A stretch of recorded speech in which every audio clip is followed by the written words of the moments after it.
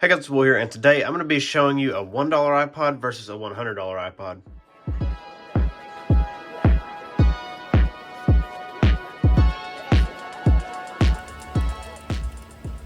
So let's go ahead and get into the video. So this is a $1 iPod. Now this came in an iPod lot that I pretty much bought for an iPod Classic 5th Gen. It was $30 for this, a Classic 5th Gen, and like an iPod Touch 2nd Gen, I think. And this has bad battery and it just doesn't do anything. So this is junk basically. And then for $5, you can get this. This is an iPod Nano First Gen. This is actually in really good condition. The only problem with this is that it has a motherboard issue where the click wheel doesn't work, and also there's no battery in this. So it also is pretty much dead, but it's in really nice condition. So if I can ever get a motherboard or a Nano First Gen that's very beat up, I can just put this shell on it. But for now, this is junk.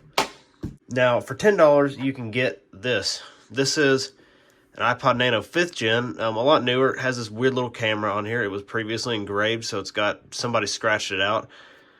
And this works. It's in decent condition. It's got a lot of chips around it and stuff, but there is one problem. The battery is very bad. So, yeah, this is kind of also junk. Now for $20, you can get something that actually isn't junk. This is a iPod Nano Third Gen.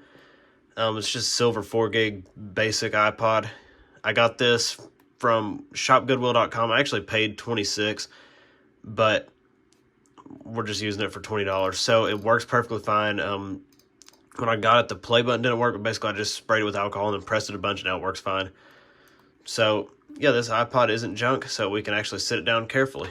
Now, for $30, you can get this. This is a iPod Mini First Gen. This is pink. All of the iPod Mini First Gens are 4 gigabytes, and this clip did not come with it. I already had this clip, but this works perfectly fine. Backlight works, all that stuff. This actually has a brand new battery in it. It did not come with a brand new battery. The battery that it came with didn't last very long at all, but I put a new battery in it, and it works great now. And as you can see, it's not in perfect condition. It does have a lot of like chips and stuff around it. The click wheel's scratched. It's got a decent amount of scratches on the screen. But overall, it's not terrible. And this is not junk, so we can sit it down carefully. And for $40, you can get one of these. So these are iPod Classic 4th Gens. This is a 20 gig model HP, and this is a 40 gig model. And these are the cheapest iPod Classics you can get, in my opinion, because you can find these for even a lot cheaper than $40. I basically am just basing these on what these iPods usually sell for on eBay. But these iPods, both of these work. I think I paid, I don't know how much I paid for this, because I got, no, actually, I didn't get this in a lot. I paid, I think like $25, $25 or $30 for this. And then I paid, I think $30 for this one. And as you can see, the 40 gig is a lot thicker. But this must be dead. But this one still is charged. And everything works. And then next up, for $50, we have this, which is the previous iPod's older brother, pretty much. You can see how kind of similar they are. It's the same overall like body, basically, but with these with these cool touch buttons, which these are all touch sensitive. None of these buttons like actually click, unlike the 4th Gen. And this is an iPod Classic 3rd Gen. It came out a year before the 4th Gen. And you can get these for around $40 to $50. You can get one for $30 if it's broken.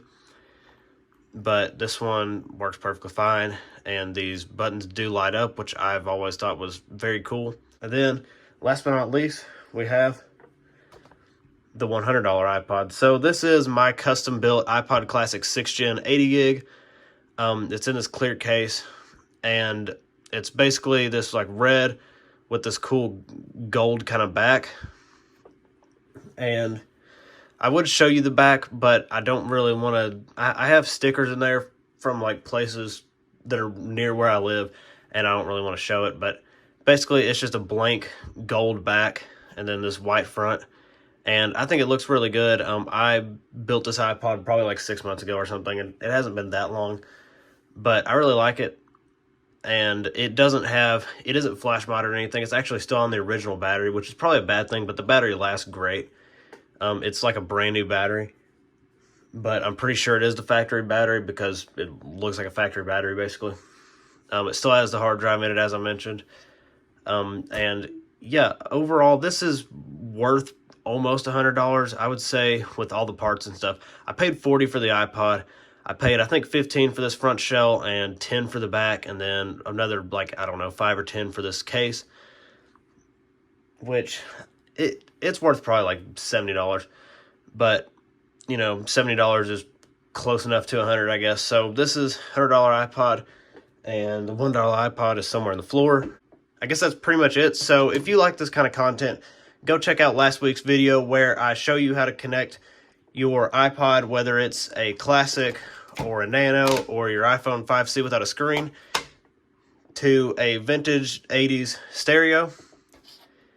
And also, if you want to see weekly uploads about iPods, vintage tech, anything like that, please subscribe and like this video, and I will see you all next time. Bye.